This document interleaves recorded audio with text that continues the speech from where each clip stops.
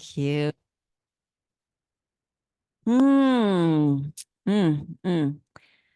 So we belong to a community here called Home of Truth. And I would say that one of the biggest truths is love, and that any community ought to be a home of love. But it is a home is it's this place where we all come together and we have this shared energy, this shared vision, this way that we express love to each other. So I kind of want to build on what Christopher Brown talked about last week. And he talked about needs versus wants and how sometimes we get carried away with our wants and forget about what are the real intrinsic needs. And that could be of ourselves or someone in our life or of our community. So what he proposes is that we need to really keep in mind and place the needs of the needs of the community over our own personal wants. And it just reminded me of when John F. Kennedy said, "Ask not what your country can do for you, ask what you can do for your country." There's that way that you bring forth the the qualities in you that support the community. And the way Thich Nhat Hanh, one of my favorite speakers of truth, bringers of truth, and one of the things about the Home of Truth is that we find truth and inspiration in lots of different traditions. So Thich Nhat Hanh, this is a nice little one called True Love, and it is about cultivating love. He says what we need to do is water the seeds of love in each other. The idea is that within us, we have all these various different seeds, all the what we would call the positive seeds of peace, of joy, of generosity, of gentleness, of grace. But we also have all the seeds of anger and fear and sorrow. All the seeds are there. They're all there. And what we want to do is we want to water the seeds of love in ourselves and in each other. And one of the ways to think about doing that, I was recently talking to Jennifer Rios. Hi, Jennifer. And she was telling me about something that her son Tony does. It is called the Five Fingers of Game, but it was how you see things from the other person's point of view. This is a powerful teaching to be able, and we talk about, stand in their shoes, but to really look at the world from their point of view, you have to know five things. You have to know where they come from, their roots, their culture, their own personal history, but their cultural history. You've got to know what they've been through, their own life experiences. You got to know what they're going through, their own current situations, and how they deal with things. What is their temperament? What is their personality style? What are their coping skills? What are their resources?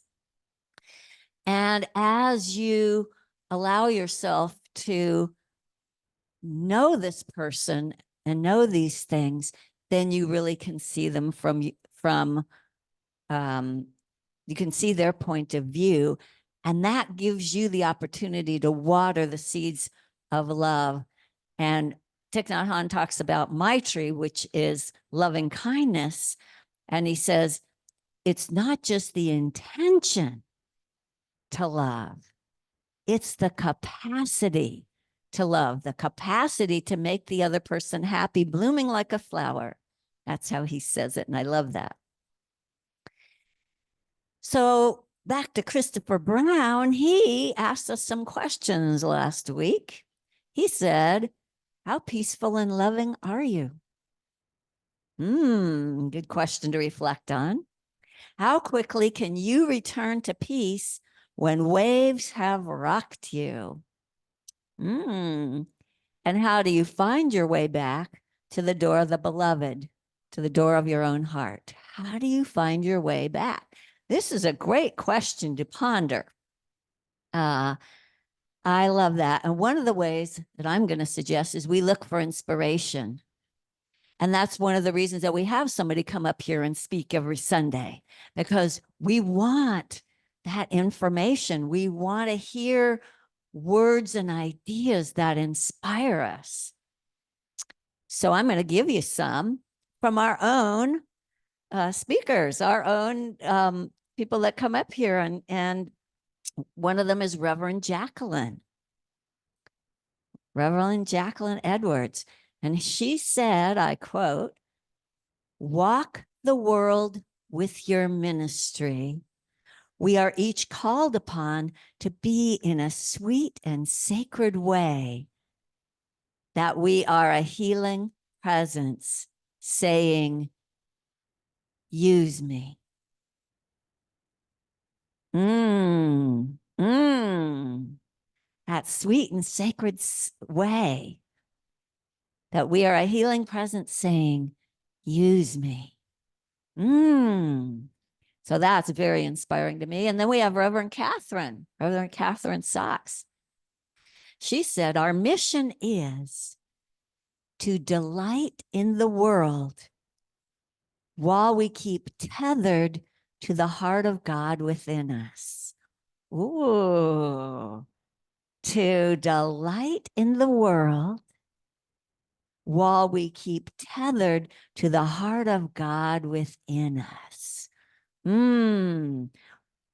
So we have some really inspiring people up here. And Thich Nhat Hanh, he's the Vietnamese monk that is a Zen Buddhist that has he has just brought so much peace to the world. One of the things he talks about when he talks about Maitri, loving kindness, is he says, the person who walks with loving kindness, the person who moves through the world with loving kindness is beautiful in themselves. That's the true beauty. That is the true beauty that comes out. And that the first person who profits when you are kind is you. You think, okay, I'm doing this for them. You are, but you're doing it for you. That makes you beautiful. That makes you inspiring. Now, one of my other heroes is Pollyanna. Pollyanna is a fictional character. And I encourage you to read the book Pollyanna and see the Disney movie Pollyanna. Pollyanna, she came to this town that was kind of run by her straight-laced, strict Aunt Polly. And people didn't like having to kowtow to Aunt Polly, who had all the money. And so they were kind of grumpy. But Pollyanna was able to part the curtains of that grumpiness and see right into their heart, right into their hearts. And she transformed the whole town just by her own heart, seeing right into their hearts. So one of the things she did is she wore this medallion that said, if you look for the bad in mankind, expecting to find it, you surely will. And if you look around the world, you'll see you can find it. But what it's really asking us to do is look for the good and draw that out.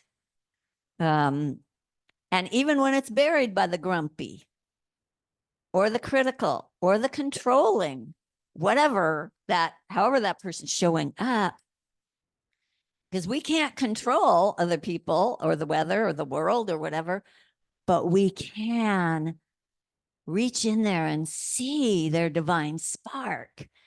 And we can call forth that part of them. We can bring that forth. So we don't control, but we co-create. We co-create with spirit. We co-create with each other. We co-created the world. So Pollyanna. And Christopher Brown, kind of about that same kind of topic, said, we were dealt a hand of cards. Everybody, you're born into whatever circumstances, you're born with your DNA. Criticizing your hand of cards doesn't really help. Play your hand skillfully. And by that, I think he means co-create. With what is present, with what is there, you co-create with spirit, with what's there. And then I'm going to talk about another spiritual inspiration to me, the Tin Man from The Wizard of Oz. And I'm going to go the Tin Man compared to the wizard. Because the Tin Man was all about a heart so he could love. He wanted to love. And the wizard says, let's see if I can remember this quote. Remember, a heart is not judged by how we love, but by how we are loved by others. I take issue with that. I vote for the Tin Man. It's not in my control whether you love me or not. That's not in my control. I can affect the way that you might want to love me, but it's not in my, ultimately, it's not in my control. I do have control over how much love I can bring forth. So I vote for the Tin Man there. Now, the next one I want to tell you about is, you've probably heard the saying, small things with great love. Have you all heard of that saying? Do small things, but do it with great love. And you might think that was Mother Teresa who did say it. But somebody came before her. There are actually three Saint Teresas. The first was Teresa of Avila, but she wasn't the one that said it. It was, and I don't know how to speak French, so I can't say what her town is, but she was Saint Teresa of Lisieux, France, born in 1873. And she became a nun at 15. Her two older sisters had already become a nun. They had joined the convent, the French Carmelite convent. So she wanted to join at 15. She had to petition the spiritual superiors there to do it. She was allowed to do it. She joined the convent. And what she said is that she wasn't somebody who was capable of going out and changing the world and doing all these great things. So what she wanted to do was to do ordinary things with extraordinary love. Even like when it was her chore to set the table, she would fold each napkin with love. She would set the setting of the table with love. She would do all these little simple things, but with great love. And she was asked to write her memories as a child. And this became an autobiography called The Story of a Soul.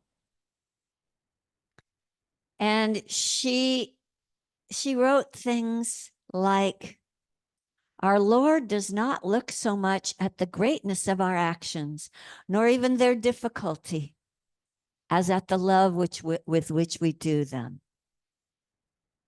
She also wrote, for me, prayer is a burst from my heart. It is a simple glance thrown toward heaven a cry of thanksgiving and love in times of trial as well as in times of joy. Prayer is a burst from my heart. I love that.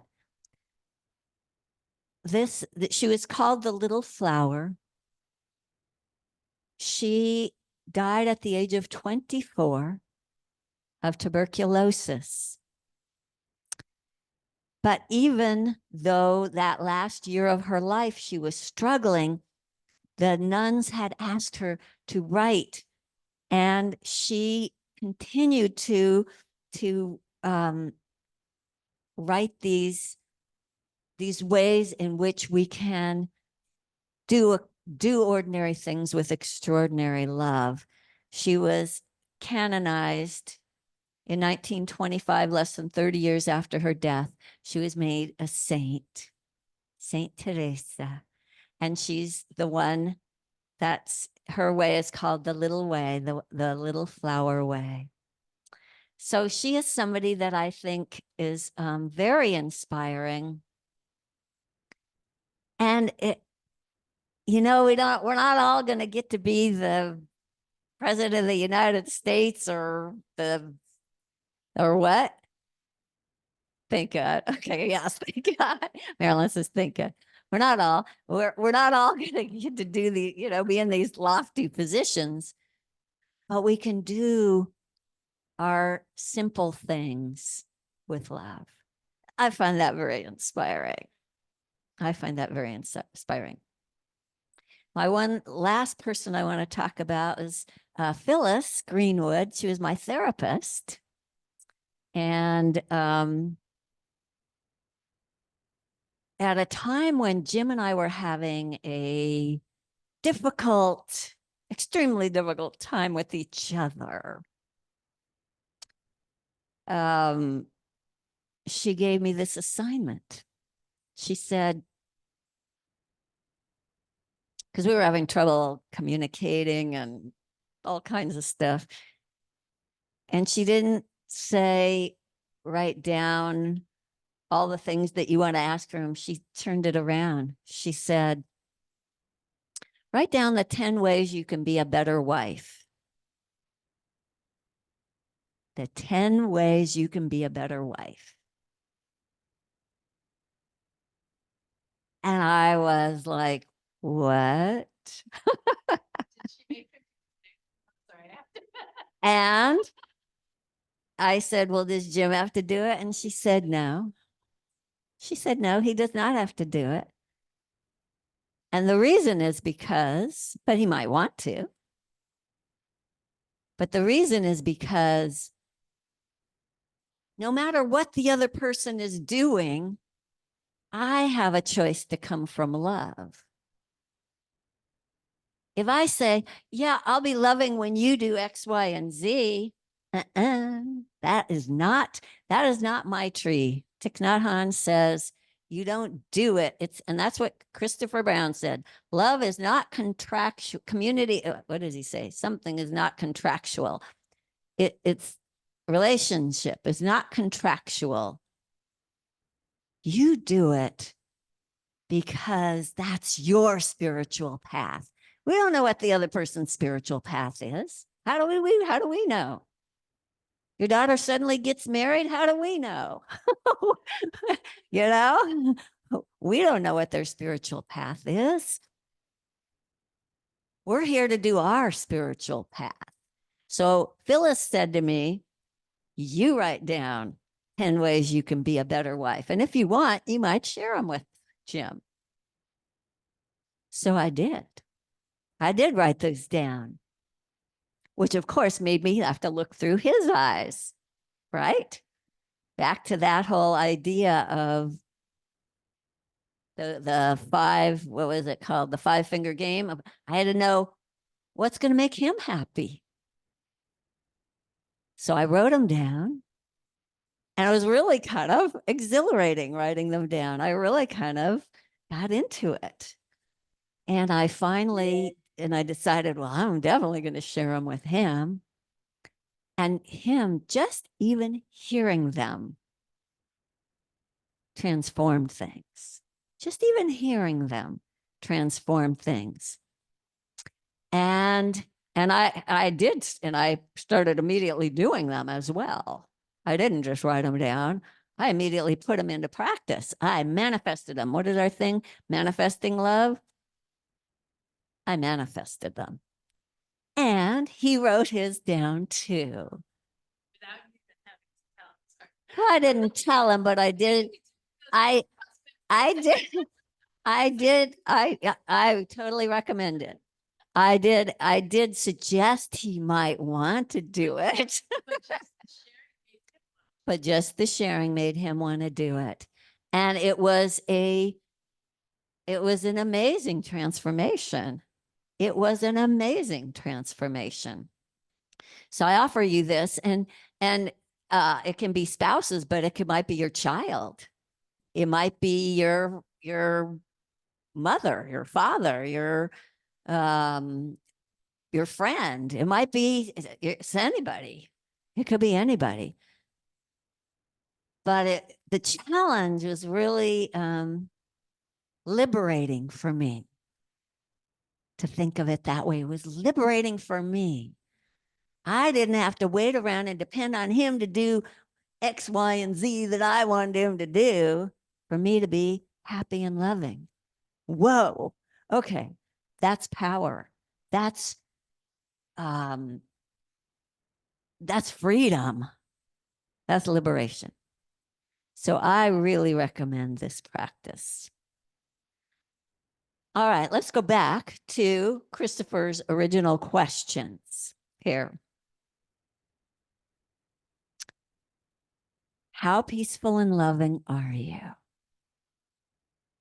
How peaceful and loving are you when the store clerk is grouchy, or the people in line want to cut, or the people driving by you want to cut in front, or when your computer's not working?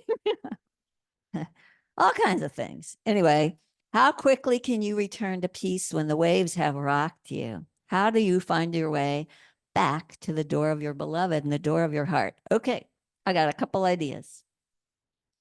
Thich Nhat Hanh says, imagine a beautiful alpine lake. A lake so still, so calm, so serene, so clear that it reflects everything, all the scenery, exactly as it is. The mountains, the trees, the boulders, whatever's there, reflected exactly as it is. And something stirs that up. Your emotions get stirred up. And what happens to the reflection? It's all distorted, right? You're not seeing things. You're not reflecting things back accurately anymore. So the idea is, can you come back and be that calm, still, serene alpine lake? And he offers a practice where you just breathe in and say, water, and breathe out and say, reflecting. Water, reflecting. And he says, then the moon of the truth can reflect herself in your waters. Okay, so that's one. Number two is something that we do in conscious embodiment to bring ourselves back to our own center, to our own core. So the first is the breath. And the exhale is the key here, the exhale. We think, take a deep breath, we think in. No, think out. Think exhale down to the center of the earth, the healing center of the earth. Think inhale and then exhale down.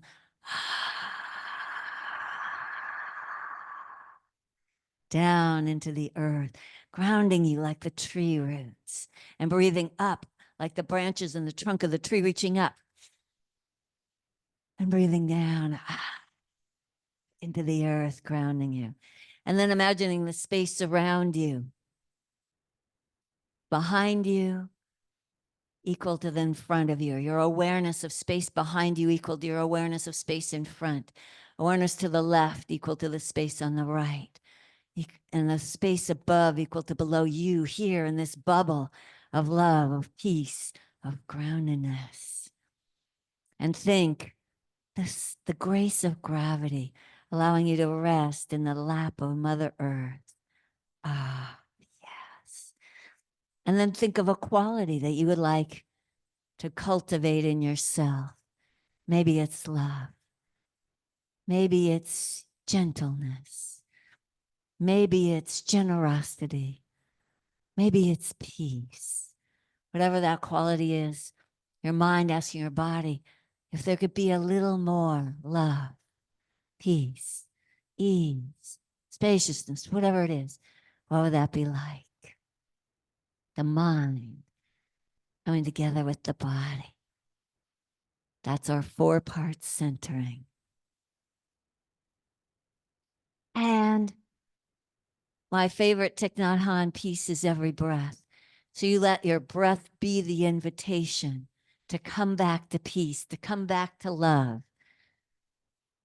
So when I say to myself, peace is every breath, or love is every breath, I know my next breath is my invitation to bring me back. Bring me back to my own heart. Bring me back to the door of the beloved. Bring me back to the home of love, home of your own heart, home of this community, and how we can bring that out in each other, how we can water the seeds of love in each other. Thank you. Ashe.